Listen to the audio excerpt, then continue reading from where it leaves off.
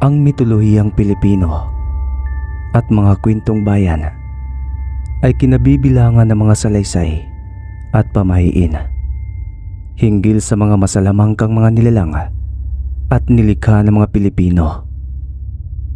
Ito'y mga paniniwala na mula pa sa mga panahon bago dumating ang mga Espanyol at ipinakilala ang Kristyanismo. Hanggang ngayon, ang paniniwala sa mga Diyos-Diyosan sa mga mitolohiyang Pilipino at mga pamahiin ay buhay pa rin sa kulturang Pilipino, lalong-lalo na sa mga probinsya. Sa mitolohiyang Pilipino, si Bathala ang itinuturing bilang ang makapangyarihan na Diyos sa buong daigdig. Ang mitolohiyang Pilipino ay binubuo ng mga Diyos, mga hayop, mga mahiwagang nilalang, mga diwata at mga alagad ng dilim. Ito rin ay binubuo ng mga panitikan, mga epiko, alamat at kwentong bayan. Ang isang halimaw at isang uri ng nilalang na katang-isip na matatagpuan sa katatakutan, pantasya, katang-isip na pang-agama, tradisyong pambayan, mitolohiya at relihiyon. Kadalasang sinasalarawan ang mga halimaw bilang mapanganib, agresibo, may kakaiba at nakakatakot na itsura na nagdudulot ng kilabot at pangamba. Kadalasang napakapangit nila na labas sa mundong ito at mitanting hayop o kakaibang nilalang ng iba't ibang uri, hugis at anyo. Subalit maaari din itong mag-anyong tao tulad ng mga mutante, aswang, espiritu, zombie o kanibal. Ang konsepto ng halimaw ay bago pa lang nakatala sa kasaysayan at ang akademikong pag-aaral ng partikular na pangkalinangan sa paniniwala sa ideya ng halimaw ng isang lipunan ay kilala sa katawagang Ingles na monstropy. Lumilitaw ang mga halimaw sa panitikan at sa mga pelikula. Kabilang sa mga kilalang halimaw sa fiksyon, sina Conde Dracula, gayon din ang mga taong lobo, vampira at mga aswang. At isa na nga sa mga halimaw na nabanggit ang magiging paksa sa kwentong ito. Bago ko simulan ang aking kwento, mga kadiwa, ay nais ko lang magbigay ng kaunting kaalaman tungkol sa magiging paksa ng istoryang ito, tungkol sa halamang magiging tema na ang kabuti. Ang kabuti ay isang bahagi ng halamang singaw na kahugis ng nakabukas at nakatayong payong. Ito ay nagdadala ng spore o sporocarp, mga butong binhi. Tumutubo ito sa itaas ng lupa o kaya naman sa pinanggagalingan ng pagkain ng halamang singaw.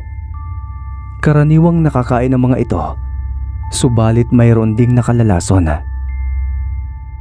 Noong unang panahon, pinaniniwalaan na ang mga kabuti ay isa sa mga pinamamahayan ng mga nilalang na tinatawag na lamang lupa o mas kilala nating duwende. Ngunit wala pang sapat na basihan kung ito ba'y tahanan ng mga duwende. Sa Kamindanawan ay may isang maliit na liblib na nayon na kung saan tahimik at matiwasay ang mga pamilyang naninirahan. At isa na nga rito ang pamilya ng mag-asawang sina Enteng at Inday. Nakatira ang mag-asawa sa isang liblib na dulo ng nayon ng San Vicente, na kung saan pagtatanim ng mga gulay ang pangunahin nilang pinagkukunan ng pangkabuhayan. Mayroon silang nag-iisang anak na babae na pinagkaita ng mundo dahil mahina ang kukote nito at mangmang sa lahat ng bagay. Isinilang si Nina na may mahinang pag-iisip at nahihirapan na bumasa at sumulat. Simula noong ito'y nag-aaral pa lamang sa unang baitang ng elementarya hanggang sa tumuntong sa ika-6 na baitang ng elementarya. Sa madaling salita ay bobo si Nena, kaya't palagi siyang tinutukso ng kanyang mga kaklase. Kumpulan ng panalait si Nena dahil sa pagiging mahina ng kaisipan at binansagan siyang Nina Kabisote. Ngunit gayon pa man, kahit na mahina ang kukuti ni Nena, ay may mabuti naman siyang puso na hindi matatawaran. Ni minsan na hindi siya nagalit kahit na palagi siyang tinutukso ng kanyang mga kaklase. Wala ni isang kaibigan si Nena, kaya't palagi siyang nag-iisa at madalas na tumambay sa likod ng kanilang tahanan kung saan nakasadlak ang kanilang munting taniman ng kanilang mga gulay. Mayroon silang maliit na kubo sa kanilang taniman na nakatirik sa tabi ng isang malaking puno ng geta kung saan pinamamahayan ng mga lamang lupa. Hanggang dumating sa punto na nakilala ni Nena ang isang puting duwende na si Elfa na naging matalik niyang kaibigan. Nina, bakit ka umiiyak? Pinupuli ka na naman ba ng mga kaklase mo? Huwag mo na lang silang pansinin. Kawawa naman ang kaibigan ko.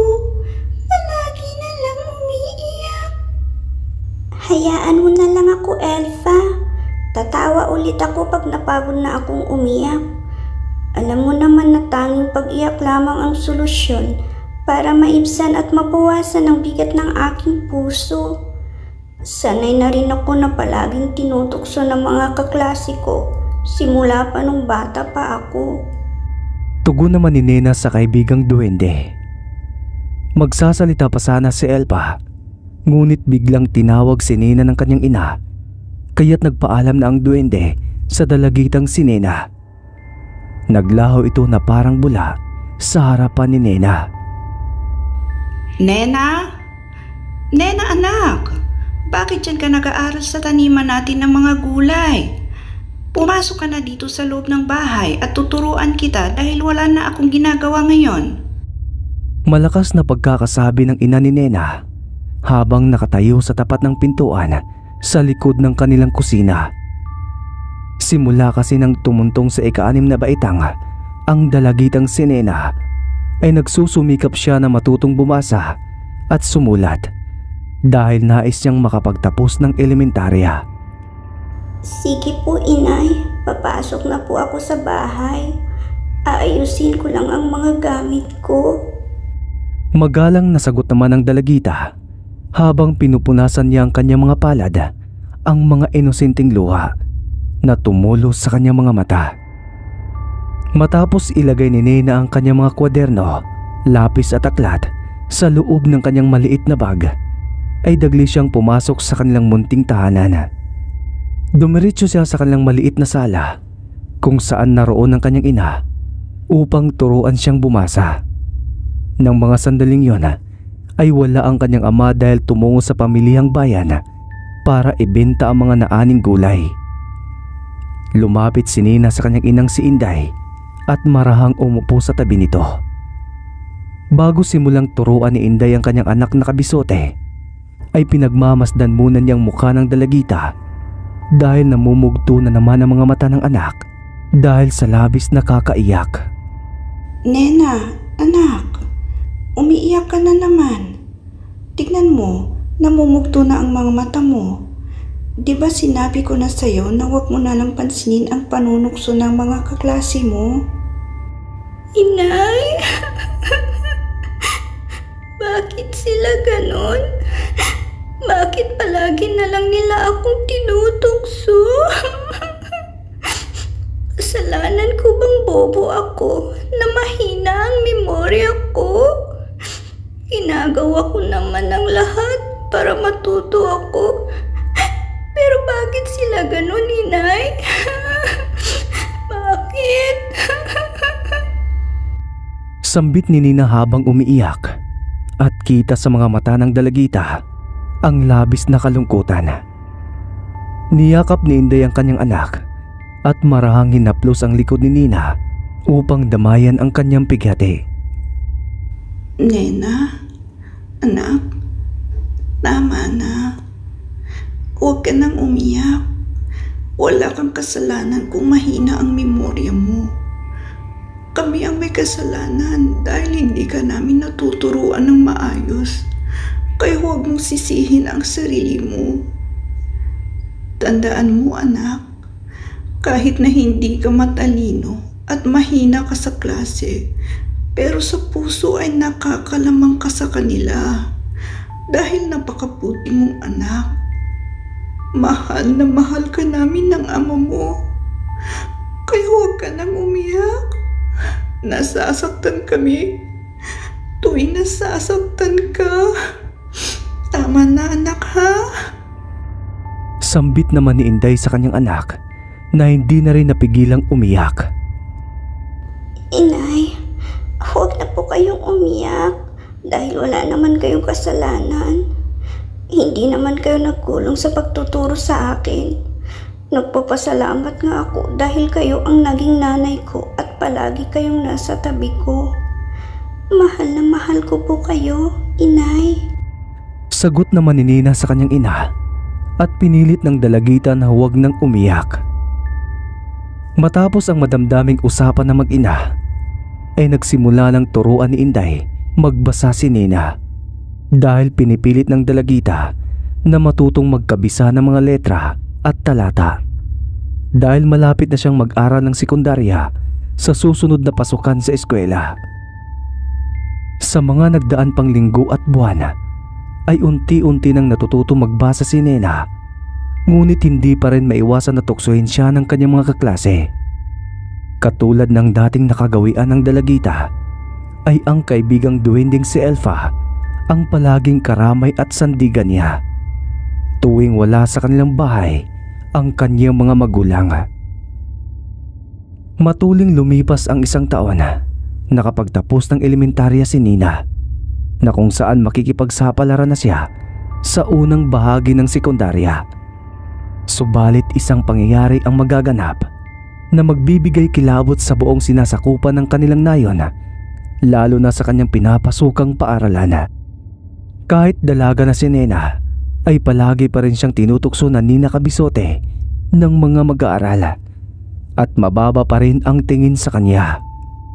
Ngunit gayon pa man, kahit papaano ay marunong na siyang bumasa at magkabisa hindi katulad ng dati.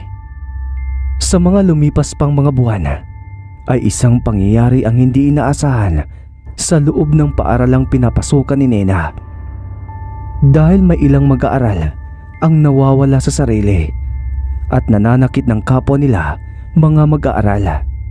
Sinasabing sinasapian sila ng masasamang elemento dahil nagbabago ang himig ng kanilang mga boses at nangingitim ang buong mga mata. Nagagawa nilang gumagapang sa dingding at kisame ng paaralan at nagiging mapusok dahil nagagawa nilang manakit ng mga kapwa nila mag-aaral.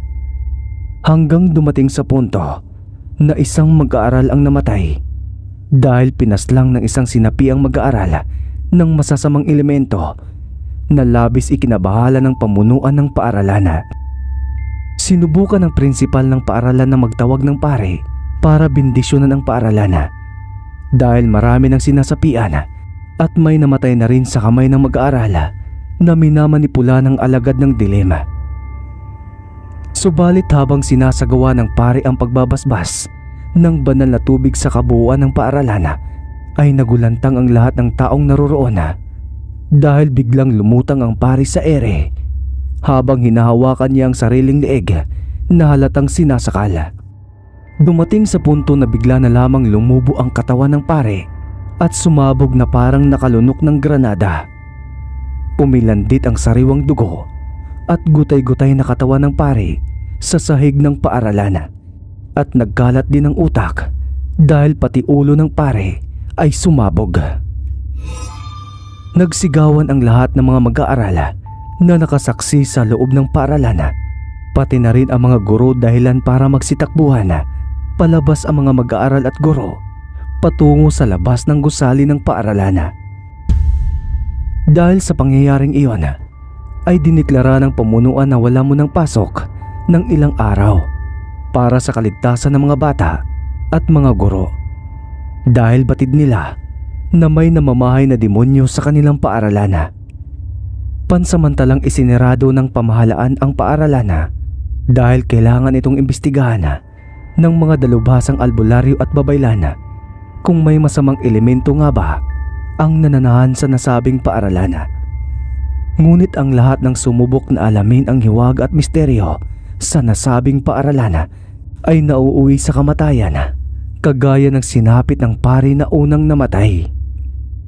Naging pabor naman kay Nena ang pansamantalang walang pasok sa eskwela dahil hindi na siya matutukso ng mga mag-aaral. Isang gabi, habang nakatambay si Nena sa likod ng kanilang tahanan na kung saan kausap niya ang kaibigang duwende si Elfa, ay nabanggit ng dalaga sa duwende ang tungkol sa masamang elemento na namamahay sa kanilang paaralan. Hindi naman nagulat si Elfa sa sinabi ng dalaga dahil likas na ang masasamang elemento sa daigdig. Matapos ang kanilang usapan kung saan lumalalim na ang gabi, ay nagpaalam na si Nena sa kaibigang duwende na kailangan na niyang pumasok sa kanilang tahanan dahil inaantok na siya. Samantala, habang nakahiga na si Nena at mahimbing nang natutulog ang kanyang mga magulang, ay tila may pumasok na kakaibang itim na aura sa katawan ng dalaga at minamanipula ang kanyang isipan hanggang sa mawala si Nena sa sariling kaisipan at biglang naging itim ang kanyang mga mata. Tumayo ang dalaga sa pagkakahiga at lumabas ng kanyang tahanan na tila may kumukontrol sa kanya. Marahang naglakad si Nena sa direksyong patungo sa kanilang paaralan na wala pa rin sa sariling pag-iisip. Mabuti na lang bago makalayo ang dalaga sa kanilang tahanan ay nakita siya ni Elfa. At alam ng duwende na wala sa sariling kaisipan ang kaibigan niyang si Nena. Nararamdaman din ng duwende na nasa panganib ang buhay ng dalaga. Ginamit ni Elfa ang kanyang mahika at naglaho siya na parang bula habang nakadapo sa isang malaking sanga kung saan natatanaw niya ang dalaga. Sa biglang paglaho ng duwende ay biglang lumitaw si Elfa na nakapatong sa balikat ni Nena. Agad namang nararamdaman ng duwende na mayroong itim na enerhiya na bumabalot sa loob ng katawan ng dalaga, kaya ginamit niya ang kanyang kapangyarihan para alisin ito upang bumalik sa dating ulirat ang dalaga. Matapos gamitin ni Elfa ang mahika na halos binuhos na niya ang kanyang lakas, ay biglang lumabas ang itim na usok sa katawan ng dalaga at bumalik ang dating kaisipan ni Nena. Elfa, anong nangyari? Bakit andito ako sa gitna ng kalsada? Usisang tanong ng dalaga sa kaibigang duwende habang nakalutang sa harapan ng dalaga. Kaibigan, may nagmamanipula sa iyo at nais ka ditong dalhin sa isang lugar na kung saan naroon ang nagmamay-ari ng itim na usok na sumabi sa iyong katawan. Sagot naman ni Elfa sa dalaga. Sinabi rin ng duwende sa dalaga na alam niya kung saan nanggagaling ang itim na aura at binanggit niya ang paaralang pinapasukan ni Nena. Nabanggit din ni Elfa na may hindi magandang nangyayari ngayon sa kanilang paaralan sa kasagsagan ng gabi at halatang magsisimula ito ng himagsikan sa pagitan ng mga tao at kampo ng kadiliman.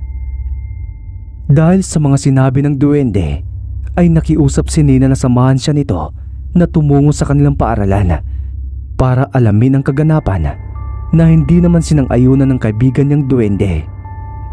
Ngunit nagpumilit si Nena at nagbabaka sakaling malutas nila ang misteryo sa loob ng kanilang paaralan dahil malaking epekto ito sa mga mag-aaral na nag-aaral sa kanilang munting nayon. Walang nagawa si Elfa kundi sumang-ayon na lang sa kagustuhan ng dalaga kahit alam niya na mapanganib. Gumamit ng mahika ng pagsasabulag ang duwende para hindi mapansin ng dalaga kapag naroon na sila sa tapat ng gusali ng kanilang paaralan. Nagulantang na lang sina Nena at Elfa nang makarating sila sa tapat ng paaralan sa labas ng malaking gate dahil nakabukas ito. Alam kasi ni Nena na ikinadin ang gate ng kanilang paaralan para walang makapasok. Ngunit mas nagimbal sila nang magkubli sila sa gilid ng isang malaking poste dahil malinaw na nasisilayan ng dalawa ang napakaraming mag-aaral ang nakaupo sa harapan ng entablado ng kanilang paaralan na tila may sinasamba dahil lahat sila ay nakaluhod habang nakayuko ang mga ulo na nakalapat sa sahig. Nang ibaling ni Nena at Elfa ang paningin sa ibabaw ng entablado, ay nasilayan nilang tatlong malalaking nilalang na nakasuot ng itim na mahabang kapote, nakawangis sa kasuotan ni kamatayan. Nang hubarin ng tatlong nilalang ang itim na kapote, ay bumungad sa kanila ang napakapangit ng tatlong nilalang, nakawangis ng isang dyablo. Namumula ang kanilang katawan at mahahaba ang mga kamay at binti. Mahaba rin ang kanilang buntot at matatalas ang mga ngipin, pati na rin ang mga kuko. Ngunit ang labis na nagbigay hilakbot sa dalaga ay ang mahahabang sungay ng tatlong pulang nilalang, nakawangis talaga ng demonyo. Mga mortal kong alagad, nasa ilalim kayo ng aking kapangyarihan.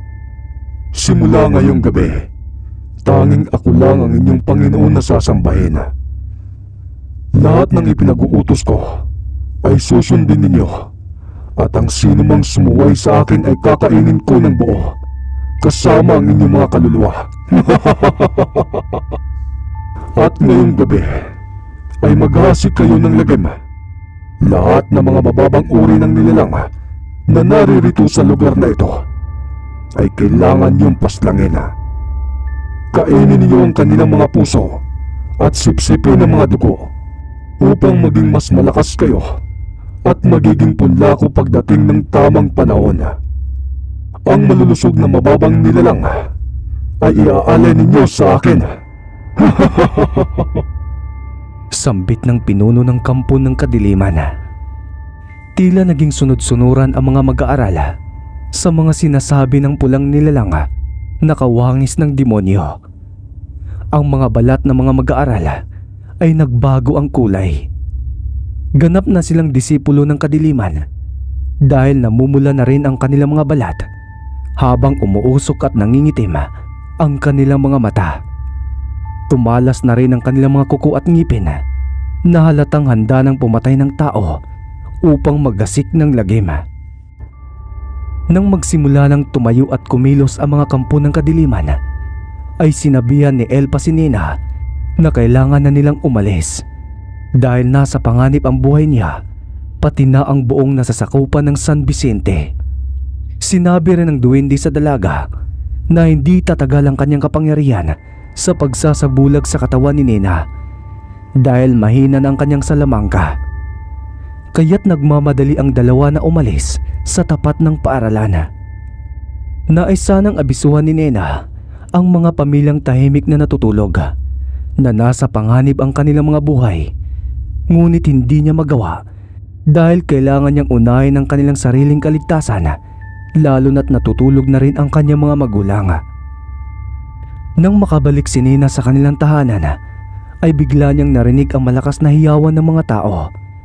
Nahalatang nagsisimula ng maghasik ng lagim ang mga kabataan na patayin ang mga taga-nayon. Ginising ni Nena ang kanyang ama't ina at agad na isinilaysay ang kaganapan. Naniwala naman ang mga magulang ni Nena sa sinasabi ng kanilang anak dahil naririnig din nila ang palahaw ng mga tao na halatang nasasaktan at pinapaslang. Kinuha ng ama ni Nena ang matalas niyang sundang, habang ang ina naman niya ay nagbalot ng mga pagkain at inilagay sa maliit na bayong.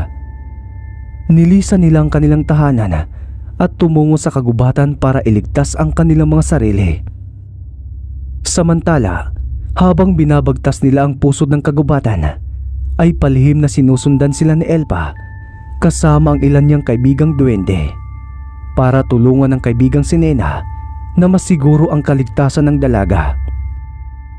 Nang makarating sila sa pinakapusod ng kagubatan, ay naghanap sila ng tagong masisilungan hanggang sa masipat nila ang isang malaking matandang puno ng nara na napapaligiran ng matataas na talahib.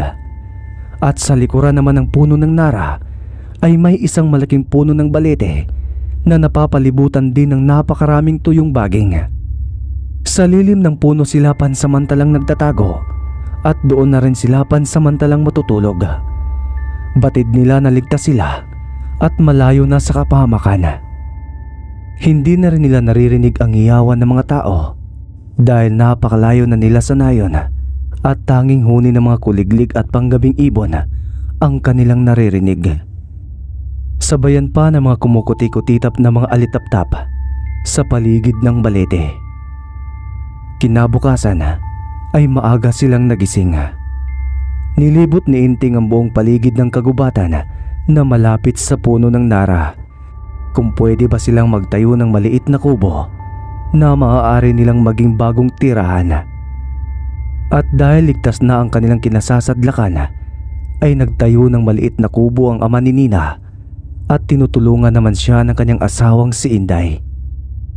Samantala, habang abala ang mag-asawa sa pagkukumpuni ng maliit na bahay, ay naisipan ni Nina na libutin ang kagubatan para maghanap ng mga ligaw na prutas na pwede nilang kainin ng kanyang pamilya.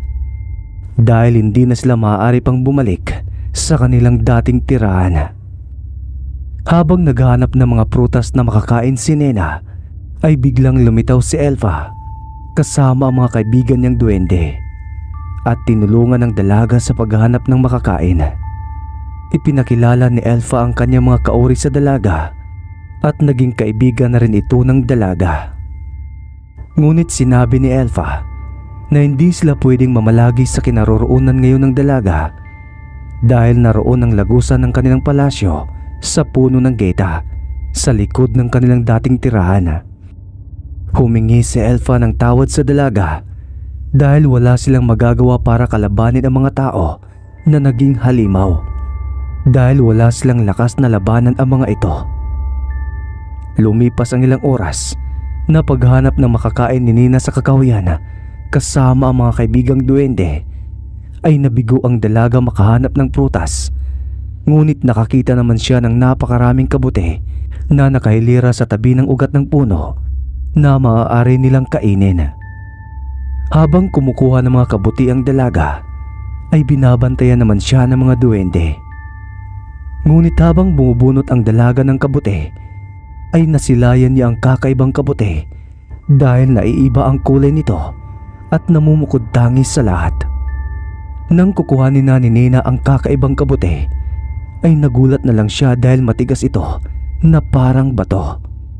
Dahil sa kuryosidad ng dalaga at nagagandahan siya sa namumukod tanging kabuti, ay pwersahan niya itong binunot. Namangha ang dalaga sa hugis ng kabuti dahil para itong palamuti sa kanyang paningin. Ipinakita ni Nina ang kakaibang kabuti sa mga kaibigan niyang duwende at agad naman nila itong natukoy. Nina, kaibigan, alam mo, napakaswerte mo dahil nakakita ka ng mutya ng kabuti. Alam mo bang bihira lang ang magkaroon ng ganitong mutya dahil nabubuo lang ang mutyang ito tuwing nagpapatakan ito ng luha ng isang diwata. Dahil sa labis ng kasiyahan tuwing namamasyal ang diwata sa kagubatan. Mukhang biniyayaan ka ng kalikasan ng mga tampalamuti na magbibigay sa iyo ng swerte at kapangyarihan. Wika ni Elfa habang malapad ang pagkakangiti niya sa dalaga. Dahil sa sinabi ni Elfa, ay itinago ni Nina ang mutya ng kabuti at iniligay niya ito sa kanyang bulsa. Nagpaalam na rin ang mga duwende kay Nina na babalik na sila sa kanilang palasyo. Nang makabalik si Nina sa kanilang bagong masisilungan, ay abala pa rin ang kanyang mga magulang sa pagkukumpuni ng maliit nilang kubo, ngunit malapit na rin itong matapos. Ipinakita naman ni Nina ang kabuti sa kanyang ama't ina na maaari nilang kainin. Nagtungo ang dalaga sa batis malapit lang sa kinatitirikan ng kanilang bagong tirahan at hinugasan niya ang mga kabuti. Naisipan na rin na linisin ni Nina ang mutya ng kabuti at namangha ang dalaga nang malinisan niya ito dahil para itong mamahaling bato na tinatawag na emerald. Muli niyang itinago ang mutya at muling bumalik sa kubo para ihawin ang mga kabuti. Habang iniihaw ni Nina ang mga kabuti, ay bigla siyang napalingon sa puno ng balete dahil tila may isang bagay na lumiliwanag doon at may nakatayong isang bulto ng katawan ng nilalang na kakulay ng gatas ang balat nito na agad namang naglaho sa kanyang paningin. Hinayaan na lang ito ng dalaga at naisip na baka namamalikmata lang siya at muling itinuon ang paningin sa iniihaw niyang kabote. Masaya nilang pinagsaluhan ang mumunting pagkain na niluto ng dalaga dahil kailangan muna nilang magtiis lalo na't wala pa silang mapagkukunan ng pagkain. Nang sumapit ang takip silim ay inihaw pa rin na kabuti ang kanilang naging hapunan. Tanging sulo sa labas ng kanilang kubo ang nagsisilbing tanglaw sa madilim na paligid ng kakahuyan. Samantala, habang natutulog na ang mga magulang ni Nena, ay hindi pa rin dinadalaw ng antok ang dalaga at mariin niyang pinagmamasdan ang kumikinang na mutya ng kabuti sa malamlam na paligid habang nakahiga. Nagulat na lang si Nena nang makarinig siya ng iba't ibang huni ng nilalang sa labas ng kanilang maliit na kubo na halatang naglalaro ang mga ito. Palihim na sumilip sa bintana ang dalaga at namanga na lang siya sa kanyang nasasaksihan dahil napakaraming engkanto at maligno ang naglalaro sa labas ng kanilang kubo. Batid ng dalaga na mababait ang mga ito at halatang hindi mananakit ng tao, lalo na't mga bata pa ang mga engkantong naglalaro. Lumabas ng kubo si Nena at laking gulat niya nang makita ang dalawang kapre na nakaupo sa tabi ng puno ng geta habang humihit-hit ng tabako. Mayroon ding mga tikbalang na naghahabulan paikot-ikot sa malawak na kagubatan. Naaaliw si Nena na pagmasdan ang nagkakasihang mga engkanto. Niyaya pa nga siya ng mga batang engkantado na magkipaglaro sa kanila at kumuway naman sa kanya ang dalawang kapre na nag-uusap habang naninigarilyo hanggang sa isang makisig na lalaking engkantado ang lumapit sa kanya. Maamo ang mukha nito kahit na nagkukulay gatas ang balat at mahaba ang tenga. Nagpakilala ito sa pangalang Prinsipe Saturo. Simula nang makilala ni Nena ang prinsipe ng mga engkanto ay naging kaibigan na niya ang lahat ng mga engkanto. Sinabi ni Prinsipe Saturo na nakatirik ang kanilang kubo sa paanan ng bukana ng kanilang teritoryo papasok sa kanilang mundo. Napag-alaman din ni Nena ang kakayahan ng mutya ng kabuti sa tulong ng maharlikang engkanto at kung ano ang kapangyarihan nito. Kaya pala naging malapit ang dalaga sa mga elemento dahil iyon ang isa sa mga katangian ng mutya ng kabuti. Simula nang mapasakamay ng dalaga ang mutya ay naging matalas ang kanyang pag-iisip at naging bihasa na siyang bumasa ng mga talata. Tila naging matalino si Nena na labis namang ipinagtataka ng mga magulang niya. Ipinakilala ni Nena si Elfa at ang mga kaibigan niyang duwende sa mga bago niyang kaibigang engkanto. Ngunit sa muling pagbisita ni Elfa sa dalaga ay isang masamang balita ang hatid nito. Nabanggit ni Elfa sa dalaga na ang lahat ng mga naninirahan sa nayon ay halos namatay na, habang ang iba naman ay ginagawang mga bihag at ibinilanggo sa loob ng paaralan para gawing pagkain sa pangaraw-araw ng mga halimaw. Bawat araw ay may pinapatay ang mga kampo ng 30 halimaw para ialay ang sariwang dugo sa kanilang pinuno. Sinasalin ang sariwang dugo sa isang gintong kalis at iniinom ito ng pinuno ng kadiliman na nagmamanipula sa mga kabataan. Nagmistulang impyerno ang nayon ng San Vicente dahil mga halimaw na ang mga naninirahan at naging hayop naman ang mga tao na ginagawa nilang panlaman sa sikmura. Dahil sa mga pangyayaring yon ay naisip ni Nena na tulungan ang mga kanayon. Nagsimula na ang dalaga sa pag-iinsayo na palakasin ang kanyang sarili para maging matibay ang kanyang pangangatawan. Tinulungan na rin siya ng mga kaibigang engkanto sa kanyang pagsasanay. Dumating pa sa punto na nakakapasok na si Nena sa mundo ng mga engkanto sa tulong ng tangan niyang mutya ng kabuti, lalo na't naging matalik na niyang kaibigan ang anak ng hari ng mga engkantado. Matuling lumipas ang ilang linggo na pag-iinsayo ni Nina sa mundo ng mga engkanto ay naging malakas at maliksi ang dalaga. Sinanay rin niya ang kanyang sarili na maging dalubhasa sa paggamit ng espada. Hindi naman nalaman ni na Inday at Inting na tumutungo ang kanilang anak sa mundo ng mga engkanto dahil magkaiba ang takbo ng kanilang mga oras. Sa mundo kasi ng mga tao, katumbas ng isang oras ay isang buwan naman sa mundo ng mga engkanto. Kaya't malayang nakakaensayo ang dalaga na palakasin ang kanyang sarili dahil magkaiba ang oras ng mga tao at mga engkanto. Bumuo ng hukbong sandatahan si Nena sa tulong na rin ni Prinsipe Satoru upang labanan ang kampo ng kadiliman. Upang hindi malaman ng mga magulang ni Nena ang magaganap na digmaan, ay tinulungan siya ng isang makapangyarihang lamanlupa na patulugin ang kanyang mga magulang. Nilusob ni Nena ang San Vicente kasama ang mga sundalong engkantado na pinamumunuan ng prinsipe at nagsisilbing babaeng General si Nina Cabizote. Magdadapit hapon na nilang sinugod ang mga kampo ng kadiliman dahil iyon ang oras na malakas ang kapangyarihan ng mga engkanto at mga lamang lupa. Sumama rin sa nagaganap na digmaan ang mga tikbalang at 2 kapre. Nagulantang ang mga halimaw nang dumating ang hukbo ni Nena, lalo na ang 3 pulang nilalang na nagmula pa sa impyerno. Hindi na nagsayang pa ng oras si Nena na kalabanin ang mga halimaw na mismong kapwa niya mga mag-aaral na nasa ilalim na ng kapangyarihan ng kampo ng kadiliman na tuluyan ng ganap na mga mababangis na halimaw. Hindi na rin sila babalik sa dati nilang katauhan dahil ganap na nga silang mga halimaw. Ang kailangan nilang gawin ay puksain ang mga ito. Ang tanging mahalaga sa dalaga ay iligtas ang buhay ng mga natitirang bihag na ginagawang pagkain ng 3 pulang halimaw na nagmula pa sa madilim na mundo. Naging madugo ang labanan sa pagitan ng mga engkanto at kampo ng kadiliman.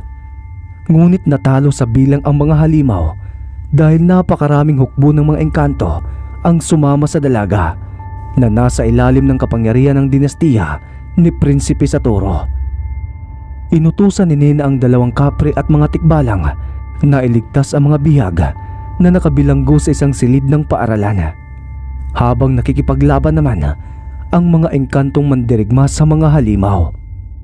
Hinarap naman ni Prinsipe Satoru ang pinuno ng mga kampo ng kadiliman, habang nilabanan naman ni Nina Cabizote ang 2 general na tauhan ng pinuno ng kadiliman. Mas lalong naging mainit ang labanan sa pagitan ng 2 hukbo. Nahirapan namang talunin ng prinsipe ang pinuno ng kadiliman dahil malakas ang kapangyarihan nito. Ngunit nag-uumapaw naman ang kapangyarihan ni Nina dahil sa tangan niyang mutya ng kabute na ginawa niyang kwintas at isinabit sa kanyang leeg. Nakatulong din ang matinding pag-iinsayo ni Nina na mapalakas ang kanyang pisikal na katawan, lalo na't sa mundo ng mga engkanto siya nagsanay. Matapos mapuksa ni Nina ang 2 general na pinuno ng kadiliman, ay tinulungan niya si Prinsipe Satoru na kalabanin ang makapangyarihang demonyo. Matagumpay naman nila itong nagapi dahil sa tulong ng pinagsama nilang kapangyarihan. Nailigtas naman ang 2 kapre at mga tikbalang ang mga natitirang mga bihag at nailayo nila ito sa nagaganap na madugong digmaan. Matapos ang madugong digmaan at malipol ang kampo ng kadiliman, ay ginamot naman ng mga mahikirong engkanto ang sugatang mga bihag gamit ang kanilang mga salamangka.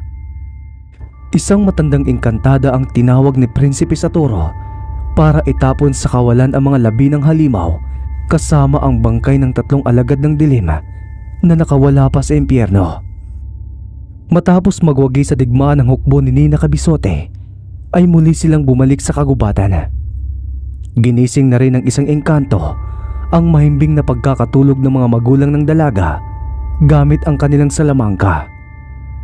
Kinabukasan, nagulat na lang ang mga magulang ni Nina nang yayain sila ng kanilang anak na bumalik na sa dati nilang tahanan dahil tahimik na ang nayo ng San Vicente. Napag-alaman na lang nina Enting at Inday ang tungkol sa tunay na pangyayari nang makabalik na sila sa dati nilang tinitiran dahil sinugod ang kanilang tahanan ng kanilang mga kababaryo at sinabing iniligtas ang kanilang nayon ng mga engkanto na pinamumunuan ng kanilang anak. Kaya naging bayani si Nina sa kanilang lugar at binansagan siyang Nina Kabisote. Simula ng araw na yon ay naging magkaibigan ang mga tao at mga engkanto. Naging tahimik at matiwasay muli ang San Vicente at si Nina ang tumatayong pinuno ng nasabing nayon. Sa paglipas ng panahon ay naging kasintahan ni Nina si Prinsipe Saturo at malaya nang nakakapasok sa kaharian ng mga engkanto ang dalaga. Kinalaunan itinuring si Nina na prinsesa ng mga engkanto dahil napangasawa niya si Prinsipe Saturo at naging kanang kamay ni Nina ang duwending si Elfa bilang tagabantay.